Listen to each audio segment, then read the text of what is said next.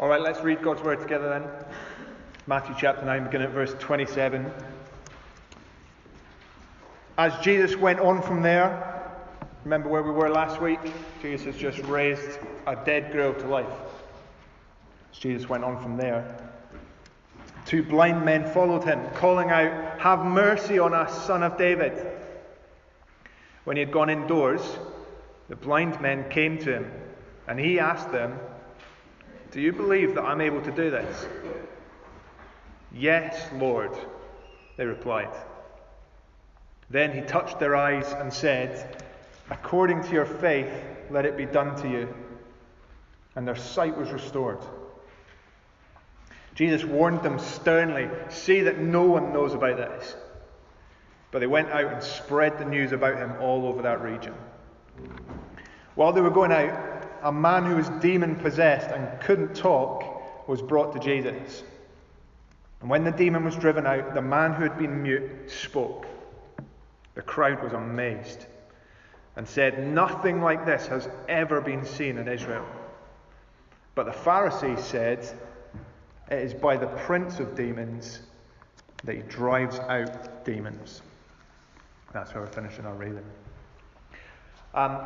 Confidence is a funny thing.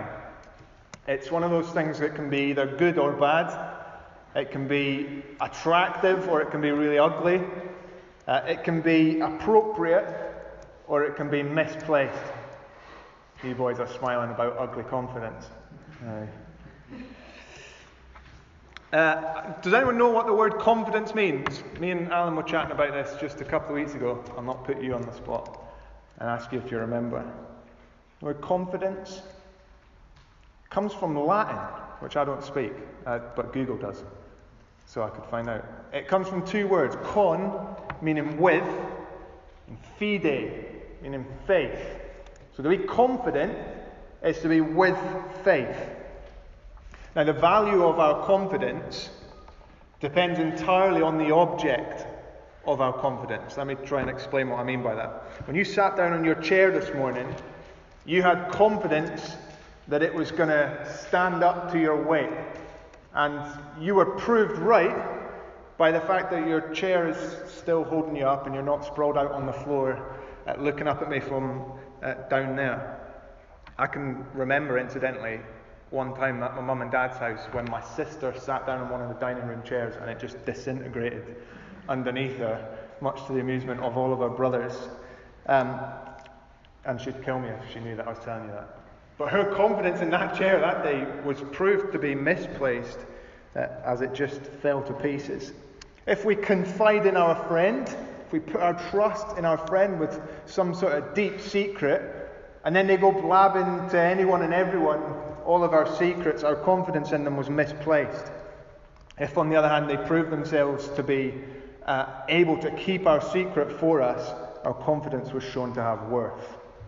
Sometimes, as Christians, we can find ourselves confident in our ability to make good decisions, confident in our ability to say no to temptation, confident in our ability to overcome our struggles and to live a good life, only for that misplaced confidence to be completely exposed when we make the wrong choice, when we fall into sin, and when we hit a place of despair.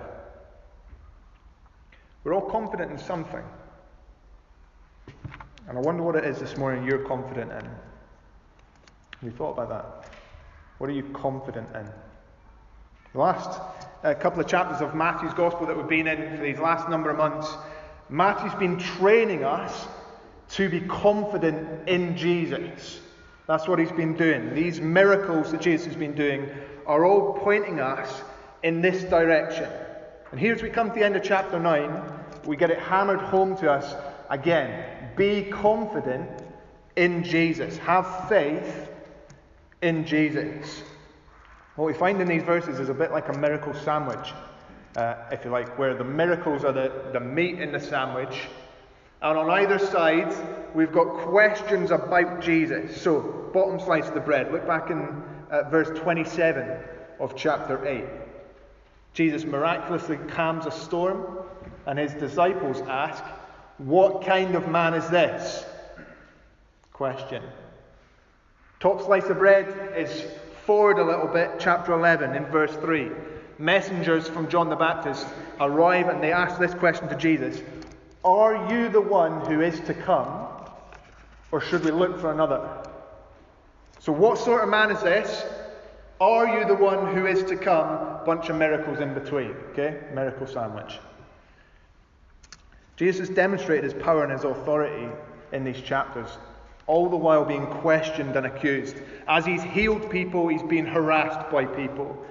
And our passage this morning brings us to sort of a high point in these chapters, a sort of crescendo, as these miracles continue to give answer to these questions. What kind of man is this? Are you the one who is to come? And then in this passage turns the questioning upon me and you and asks, do you believe this? That's what our passage this morning does. Are you confident in Jesus? Do you believe? Are you with faith? Because our passage this morning continues to train us in this fact. Jesus is God's promised King in whom we must put our faith. That's what it's teaching us. Now this morning we find some new characters in the story. On my day off on Monday I went for an adventure with Jude. We went up to the National Museum on Chambers Street, which is a good free day out for mums and dads. And the excitement begins before you even get in, because there's a revolving door to get you into the museum. There's a member of staff inside looking a bit of a mix between fatigue and friendly, saying hello to everybody as they come in. And what we've had in Matthew chapter 8 and 9 has been a bit like a revolving door of people just being spun into Jesus' path. It's non-stop. Everywhere he goes, there's somebody needy. Everywhere he goes, there's somebody broken. Someone helpless, someone hopeless. Just spun into his path. And though tired, and he is tired by this point, Jesus time and time again welcomes and serves and cares for the people who come to him. There's no chance of this clamour to get to see him dying down, because look at where we finished off last week, verse 26. The report of him raising this dead child went through all that district. And so as Jesus moves on from that cancelled funeral directors, you lost your money that day, the revolving door swings round again, and out come two blind men who start following him. How they followed him, I don't know. Maybe they had someone to lead them by the hand. They couldn't see, and yet they had heard the news about Jesus, and now they were itching to get to him. Persistently, they're calling out, "Have mercy on us, Son of David. Have mercy on us, Son of David." And what we find in these men is another example of faith in Jesus. So here's our first heading this morning. My headings are not particularly creative, so you'll have to forgive me. Do you have faith in Jesus? Very simple. Look at these guys' requests as they tail Jesus, repeatedly asking him, "Have mercy on us," verse 27. These guys are clear in their own heads about the fact that they are in need. Their claim isn't that Jesus owes them something. They're not saying, "Jesus, give us what we deserve." They're not saying, "Jesus, we need something from you that we are due." They're saying, "Have mercy, be kind, help." Now, there's no doubt that they've heard the news about this man who is able to heal disease and who's able to raise the dead. And their own thoughts then have turned to their own problem that they can't see. The mercy that they ask for is healing for their blindness. They ask of Jesus because they've heard this is the kind of thing he does. They call out for mercy because they've heard and believe that he is merciful. And here's the irony of the whole thing. These blind men see that this is a man who can help. Faith in Jesus, then, must contain something of this recognition of need and a belief that Jesus is merciful to meet it. It's where faith must be. Have mercy on us. I wonder if you've said that to Jesus before. Have you recognized your greatest need and said to Jesus, "Lord, have mercy on me, a sinner"? It's where we must go. Now, Jesus in these chapters has been called lots of things. He's been called teacher. He's been called Son of God by demons. He's been called Lord. He's been called this man. He's been called one who eats with tax collectors and sinners. But no one else in these chapters has called Jesus by this name, Son of David. This is the first time since at the start of Matthew's book that David's been spoken of. Now, if you know the Christmas story, you might be sat there thinking, that doesn't sound quite right to me, because Jesus is son of Joseph. It's not son of David at all. They don't know who they're talking to. They really are blind here. And living in Gracemount in 2021, and not being a first century Jew, we've got to do a little bit of work to understand what this little phrase, this name, Son of David, is communicating. See, David was the king of God's people in the Old Testament. He was probably Israel's greatest king. He's the David who wrote a load of the Psalms. So if you're flicking through Psalms and it says, of David, that's this David. The Bible says he was a man after God's own heart. The Bible says he was a man who God himself chose to be his king over his people. He was a man who was flawed in some of the worst possible ways. But he was also a man who received a promise from God. The promise was this: that after he died, someone in his family tree would be raised up as king in a kingdom that would last forever. That was the promise. It was the promise of a future ruler who would rule forever and ever. Someone to lead God's people, reigning in a kingdom that would never end. This was someone that the prophets anticipated coming. Even in the very darkest moments of Israel's history, the prophets anticipated this king coming, even if the royal line looked broken, even if the royal line looked lost. A prophet called Jeremiah said there would be one raised up for David to reign as king and deal wisely, to execute justice and righteousness in the land. A prophet called Isaiah, who prophesied at a similarly dark moment in Israel's history, said there would be someone come from the family of David who would judge the needy with righteousness and give decisions to the poor with justice. These Jewish men were waiting for this kind of promised king. And here comes Jesus, who Matthew in chapter 1 tells us is the great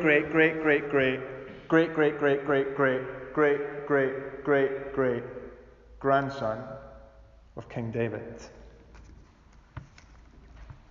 They call out repeatedly, "Have mercy on us, Son of David," this unique, promised king that God would send. It's known as the Messiah. Another word for it is the Christ, God's chosen and appointed king. That's what these words mean. And these blind men see that Jesus is this promised, merciful king. Have mercy on us, Son of David. Now, what's strange here is the way that Jesus responds. Because he doesn't really even acknowledge them. He doesn't say anything to them. In fact, verse 28 tells us he just goes inside. It's certain that there were other people around outside as these blind men are following Jesus, shouting out, and probably a commotion was developing. And Jesus was never seeking out attention in these chapters. Usually he's trying to get away from it. But as he goes into this house, in follow these two persistent blind men. They might be blind, but they're bold. And their boldness receives a welcome from Jesus this time. Now he speaks. And what he does is he asks them a question. Verse 28. Do you believe that I am able to do this? Pressing. Jesus is probing them. He's testing their faith. They've cried out, "Have mercy on us." They've cried out, "Son of David." Now he's pressing them further. Notice what he doesn't ask. He doesn't ask, "Hey guys, have you got enough money for what you're asking me to do here?" He doesn't ask, "Are you able to do what I require of you?" He doesn't say, "Do you believe that you deserve my help?" His question instead focuses on himself as the object. It's specific. Do you believe that I am able to do this? Jesus wants them to confess their faith in him, specifically in him. It's not an abstract idea, this faith thing that we keep encountering in these chapters.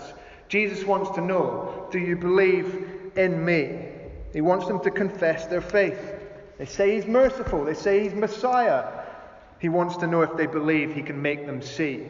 And their reply is really simple and it's to the point. Yes, Lord. That's all they say. But when you think about it, that's no small thing.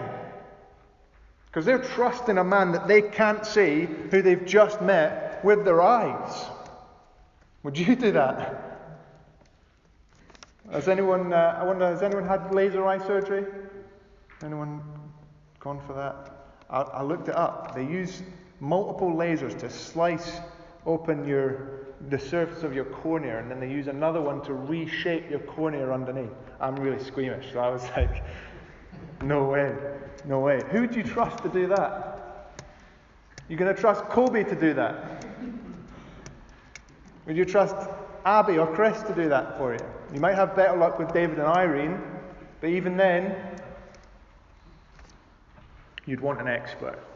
You'd want someone who had done it before. You'd want someone who was skilled, someone trustworthy. You'd only be confident in someone who was able. And these men state their confidence in Jesus' ability to deal with their desperate condition. And they stake their eyes on it. They demonstrated that they have faith in this merciful King who's able to make the blind see. The question we've got to ask this morning is, do you? It's the question that plainly comes to us from this text. Would you be willing to stake your eyes on him? Would you be willing to stake your reputation on him? Would you be willing to stake your way of life on him? What you do with your time? Would you be willing to turn away from self-confidence and put all of your hope for your future and your eternity in him and in him alone? Because there can be no sitting on the fence. Because faith includes action. At one time, if you're a Christian, you were in darkness. Now you're in light, so you are supposed to walk as children of the light. It's all of life. That's what faith is. So again, the question is, and pardon the silly phrase, have you put all of your eggs in this basket that is Jesus Christ? Are you all in? Do you have faith in him? Because you should have faith in him. That's our second heading. I told you they're not imaginative. You should have faith in this King Jesus. Look at verse 29. Jesus affirms their faith, and then he touches their eyes, and he restores their sight. Not because they've got extraordinary faith, but just because they have faith in him. And because the object of their faith is powerful to do this, their confidence is proved right. Jesus himself shows himself to be worthy of being believed in. The specific language is their eyes were opened. Suddenly they see. Instantly they can look in the face of the man who's just healed them. Men who existed in darkness now live in the light. And the opening of these blind eyes, it serves for us in these verses as a picture of what Jesus has done for us if we're Christians. We were spiritually blind, then he opened our eyes. We were like dead people who couldn't see, then he made us alive. Where once we lived in darkness, in fact loving darkness, because it covered our sin, we loved to be hidden by it. Not now. Where once we were in the dark in terms of knowledge, we didn't know the gospel, we didn't know God, we didn't understand, always in the dark shadow of death because of our sin, then Jesus opened our eyes, making us able to turn from darkness to light, making us able to turn from the power of Satan to God to receive the forgiveness of our sins. Now, if you're not a Christian and you're here this morning, have a look around you. Look at the person that came with you, that brought you along. Consider their old way of life. Think about how they used to live in darkness, but now they live in the light. Something has happened to them, not something of their own doing. Something has changed. Their eyes have been opened. Jesus has shown himself in what he's already done to be faith-worthy. Now that's true not only of these blind men that he heals in this passage, but also of this second miracle that we see take place. This time a demon-possessed man is brought to Jesus, verse 32. He doesn't follow like the blind men, he has to be brought along. He's certainly not calling out, because the effect of this demon possession is he can't talk. Most probably he was deaf and mute, because it's the same words for both, and they tend to go together. No cries for mercy from this man, no affirmation that Jesus is the Messiah from this man, but just a pitiful sight of need. And almost as if it's just to be taken for granted, as a matter of course. Matthew just casually says, look at verse 33. When the demon was driven out, the man who was mute spoke. As if the demonic in this instance had absolutely no power whatsoever in comparison to Jesus. Now my question at this point is, I wonder what he said. I just love to know what this mute man said. Matthew doesn't tell us. He doesn't say, because the focus in these verses isn't on what the man said. The focus is on Jesus and the fact that he could make a demon-possessed mute man speak. Two miracles come to us in quick succession that are supposed to encourage confidence in Jesus. But more than that, these are two miracles that are supposed to make us join in these blind men in saying, Jesus, Son of David, God's promised Messiah. Here in the opening of blind eyes and in the restoration of this man's speech, we're presented with evidence that Jesus really is the King that God promised would come. Look at that passage we read at the start of our service, at the top of your sheet, Isaiah 35. Here we find prophecy long before Jesus came, that this is what would mark the coming of the King. The blind eyes would be opened, deaf ears will be unstopped, the lame will leap like deer, the mute would shout for joy. If I was to guess what this once demon-possessed mute man said when Jesus unstopped his mouth, it would be a shout for joy. That's what's taken place in these verses. The miracles of these chapters have been revealing that Jesus is God's long-promised merciful King. This question sandwich, miracle question sandwich, isn't left open to speculation for us. What kind of man is this? This is God's long-promised Messiah King. Are you the one who is to come? Yes, and I have come. All these strands of promise come together in this one man, Jesus Christ, who shows mercy to the needy. The evidence is all laid out for us. You should have faith in Jesus the King. The crowd are amazed by Jesus. Look at verse 33 again. And in summary of chapters 8 and 9, they say, nothing like this has ever been seen in Israel. Unparalleled. This is a new kind of king and a new kind of kingdom. We have been witnessing Jesus in these chapters invading earth, bringing his kingdom in which there will be no sickness, no chaos, no pain, no sin, no evil, and no death. Jesus is a king of a kingdom of peace and a kingdom of order and goodness and light and life. And he brings that with him. When the king is present, that is what follows. This gospel of the kingdom that we see Jesus going around preaching to people is good news of restoration. Not only that people were being transferred from darkness into light, but also that the darkness would be removed itself. The things that we struggle with, addictions, and illnesses, and grief, and mental anguish, and fractured relationships, and sin, and death. Jesus will bring these to an end. Here we get a glimpse. It's like a snapshot of what's to come in Jesus' coming kingdom. That's the point.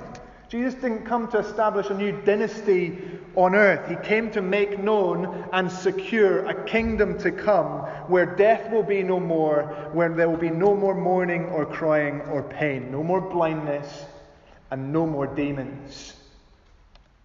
But Jesus was aware that with these miracles being displayed, people were going to misunderstand and misinterpret. And so look back at verse 30. We skipped this bit. Jesus sternly warned these blind men not to tell anyone that their blindness had been healed. Verse 31 tells us their obedience was lacking. Perhaps thinking they knew better. He maybe knew enough to heal our blindness, but he doesn't know enough for our next steps. Surely we can relate to that. Perhaps thinking they knew better, they spread the news. And as people hear this news about a new king, a hope of rescue from their earthly problems starts to build. John tells us in his gospel that people came and tried to take Jesus by force to make him king. But what kind of son of David, what kind of king was Jesus? Not the king of an earthly nation. He's a king of a different kind. He's not a king who's come just to make our lives on this earth easier in the here and now, to rescue us from everything that oppresses us, like the Jews hoped that he would with the Romans. He came instead to bring an eternal kingdom that by faith we can be part of. He came not to sit on a throne. He came instead to hang on a cross, where over his head they would nail a sign which read what? This is Jesus, the King of the Jews. See, the disobedience of these men, it doesn't change what Jesus has done for them, but it would contribute to his sufferings. His deep, loving mercy for them that opened their eyes would go as far as death on a cross for them. This is the kind of king that Jesus is. He died to bring his people life. But he also rose from the dead, proving himself right and giving us every reason to be confident in him. You should have faith in him. Do you? Everyone should. But we find that this section, it ends on a note of conflict. Something that we're getting a bit used to in these chapters. Not everyone believes. And not everyone is amazed. Here's our last heading. Again, not very imaginative. You must have faith in Jesus, the King.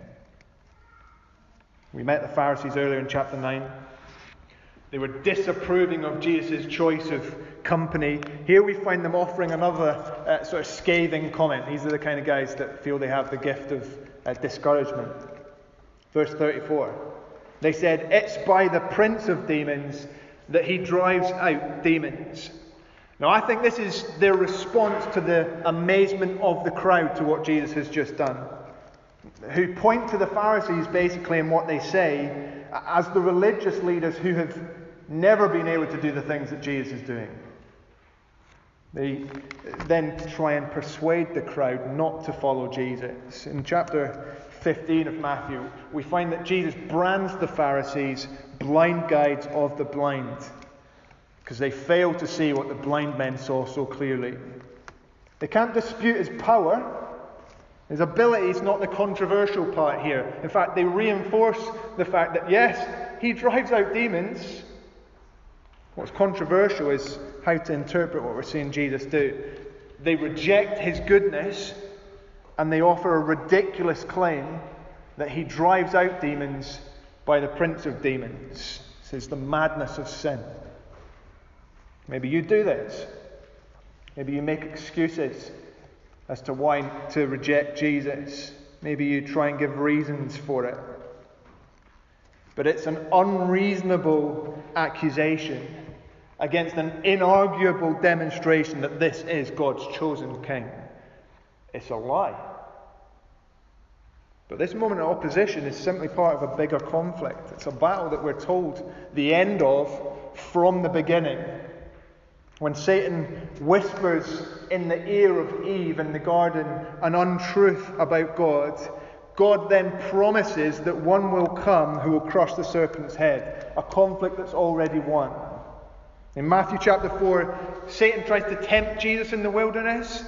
Jesus overcomes the tempter's persuasion. Here in Matthew chapter 9, Jesus casts out demons with a word. Here, Matthew doesn't even mention how. He just does it as a matter of course. He brings people like these men into his kingdom of light because he holds dominion over darkness. This is not a competition. This is a foolish rebellion against him. Jesus doesn't lose even once. Never. The foolishness of the Pharisees' statement is that Jesus doesn't perform these miracles because he's in league with Satan. He does it because he's defeated him. It's a demonstration of his victory over the power of darkness. He's not a demonic prince. He's a Davidic king. That is who he is. Judgment has been passed. Jesus has already condemned his enemy. He's defeated him. He's bound him. And here we find him plundering his kingdom of darkness to save people. At the cross, Jesus would take the spiritually dead and blind and deaf and mute, people like us. And by his death, he'd cancel the record of debt that stood against us. He'd nail our sins to a cross. Disarming the devil and all his demons, putting them to open shame and triumphing over them once more. Jesus always wins. The question is, which side are you on? Which kingdom are you in? Who do you say he is? Merciful Davidic king or servant of the devil? This is the question that's posed by today's passage. Who do you say he is? Do you believe in him? The Bible predicted that King Jesus would come, and he came just as he said he would. You should believe. But the Bible also predicts the return of King Jesus, which we now confidently wait for. And at his return, we're told what will happen to Satan and his followers. It's destruction. And it's death. For his people, Jesus' return will mean final deliverance. But for his enemies, it will mean final defeat. That's certain. It's not a competition. In this chapter, Jesus overcomes demons and disease and death with the greatest of ease. It's not even big odds. It's guaranteed. Jesus doesn't just deliver people from darkness. Darkness will be destroyed. Now, you might be here every single week. You might have heard the good news about Jesus every week, loads. There were people all over the place in our passage today hearing news about Jesus. But there's a big difference between hearing about him and trusting in him, having faith in him. It's not just about who he is. It's also about your response to him. Will you believe, like these blind men, or will you sit ignorantly amazed like the crowd? Or will you flat out reject him like the Pharisees? The difference will be eternal. This section is supposed to make us confident in King Jesus. This is no mere man. He is God's chosen king, full of mercy, victorious, able to bring you into his kingdom of light. Do you have faith in him? You must answer that question. You should. His coming judgment says you must. And today you can be free from condemnation. You can receive all the promises of God, of eternal life in his kingdom of light, by faith in this merciful King Jesus.